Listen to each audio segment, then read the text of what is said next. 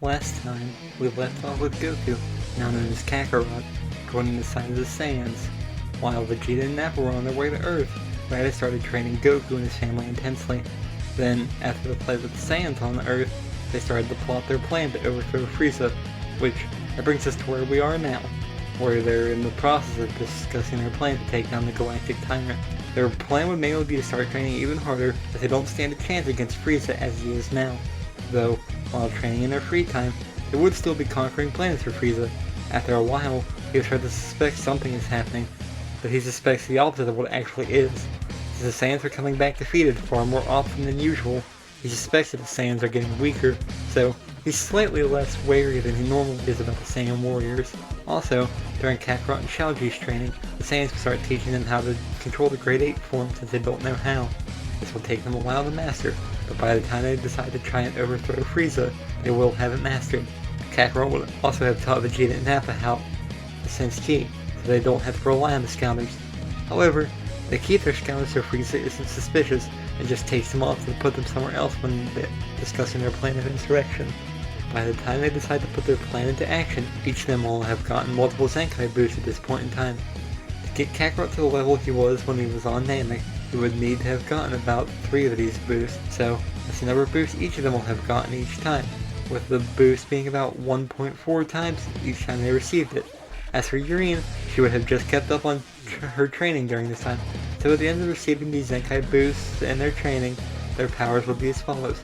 Kakarot's is 109,000, Raditz's is 91,000, Vegeta's is 66,000, Yurine is 30,000, Nappa's is 28,000, and Xiaoji's is 14,000. At most, Vegeta would only know about Frieza's first form power, which is 530,000. So, they would stop around these power levels, since when they transformed as a Grade 8, their powers would fall in the range of 140,000 for Xiaoji and 1,090,000 for Kakarot. For the sake of simplicity, when they were getting closer to deciding to try and overthrow Frieza, Kakarot would mention being able to revive them with the Dragon Balls if it came to it. So, this is when Frieza would get the idea to send his army to Namek to search for these Dragon Balls, which, while on Frieza Planet 79, they would have learned from Kui that Frieza was heading there. So, once hearing that, they leave right away for Namek. Also, something to mention about Namek is that since they're going there later in the series instead of right after the battle on Earth, Grand Elder Guru would most likely have passed away and made Mori the next Grand Elder by the time they arrived. This saga would be different than how it was in the manga. This wouldn't be a 3-way race for the Dragon Balls, but only a 2-way race between the Frieza Force and the Saiyans, as the heroes from Earth obviously wouldn't be here. So, the Saiyans would plot their course to Namek since they intended to follow Frieza's orders in helping take over the planet. They arrive about the same time as the rest of the Frieza Force, but then they take off their Scouters to start discussing what they're going to do. They don't have a radar to find the Dragon Balls, so they can only rely on going from village to village to try and find them. As for their Scouters, since they no longer need to communicate with Frieza, they smash them so that they can't listen in on them. In case one of Frieza's men asks, they'll just say it malfunctioned and exploded or something. Basically, from here, the race between the two sides is on, as they work on deciding where to go first. Also, with the Dragon Balls, Kakarot would bring up that the ones on Earth were tied to the life of the Guardian of the planet, so they'll have to be more careful with who they kill. Though, even if they won't be killing everyone, it doesn't mean they aren't going to be brutal in their methods. By the time they arrive, Frieza is in the process of getting his 4th Dragon Ball. Though, the arrival of the Saiyans wouldn't have gone unnoticed. Doria would tell Frieza that they have arrived, and Zarbon would mention Kui just arrived too. Frieza says Kui is much stronger than the Saiyans, so he doesn't worry about it. Kui lands not far from where the Saiyans did, so he charges right at them, though he's mainly targeting Vegeta from the group. Vegeta would still reveal that he learned how to suppress his power and that Kui relies on his Scouter too much, though Vegeta doesn't show his full power of 66,000 and stops powering up around 24,000. This power would shock Kui, but back with Zarbon, Doria, and Frieza, Zarbon would comment on the power reading for Vegeta being higher than their own. However, Frieza isn't worried about it, as he says it isn't any match for him. Though, at this point, Frieza would put 2 and 2 together that the Saiyans are against him now. Back with Kui, he still tries to stall by saying he'll join Vegeta, but once he doesn't fall for it, he still tries to trick us saying Frieza is behind Vegeta. He seemingly falls for it, but once Kui launches his blast, he easily dodges it, so Kui starts to flee, which, after getting hit a couple times by Vegeta, he still uses his dirty fireworks to kill Kui. Frieza and his men would immediately detect that Goku was killed, but he says it isn't important. He wants to go after the next Dragon Ball. However, Frieza does tell his men to keep an eye out for the Saiyans, as they wouldn't be there without a plan of some sort, which Vegeta's plan as of right now is to find only one of the Dragon Balls and hide it from Frieza. At the next village, the interaction basically starts the same. They ask for the Dragon Ball first. Once that doesn't work, Frieza has Zarbon kill a couple of them. When that still doesn't work, since Frieza plans to wish for immortality they refused, they threaten to kill some of the children, but the warrior Namekians arrive at that time. Once Frieza's basic grunts attack the warrior Namekians, they are killed easily, so Midoriya gets ready to step into fight. Though, at that point the village elder tells the children to back up and starts to destroy the scouters. Once all of them are destroyed and they realize what is going on, it enrages Midoriya, which once Midoriya starts fighting the warrior Namekians, they don't stand a chance from there and are easily killed. The village elder then finally relents and gives up the Dragon Ball on the condition that they don't kill the children.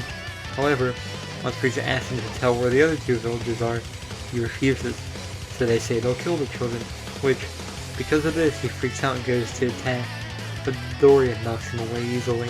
When he still refuses to tell him where the other villages are, Frieza orders Zarbon and Midoriya to kill the elder and the two children. When the elder tells the children to run, Frieza shoots a beam and kills Cargo.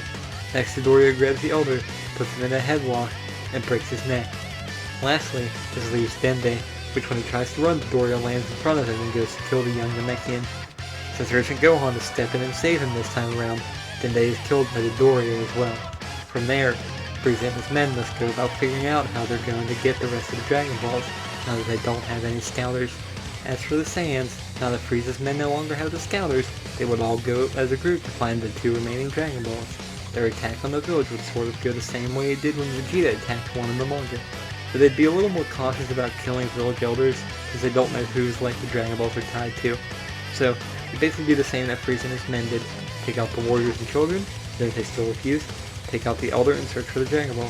Thankfully for them, the Dragon Balls weren't connected to the village elder's life, which, after that there's only one Dragon Ball remaining, and one that is with Grand Elder Mori. So, the Saiyans all decide to head there together after hiding their Dragon Balls in the lake. Meanwhile, Frieza would send Zarbon and Midoriya to look for the last villages, though by the time they do find them, they are already destroyed. Though, when the Saiyans are searching for the last village, they would eventually pick up on the powers of Zarbon and Midoriya and realize they are alone. So they'd split into groups with Vegeta, Nappa, and Raditz going after Zarbon, with Kakarot, Tyrant, and Shalji going after Midoriya.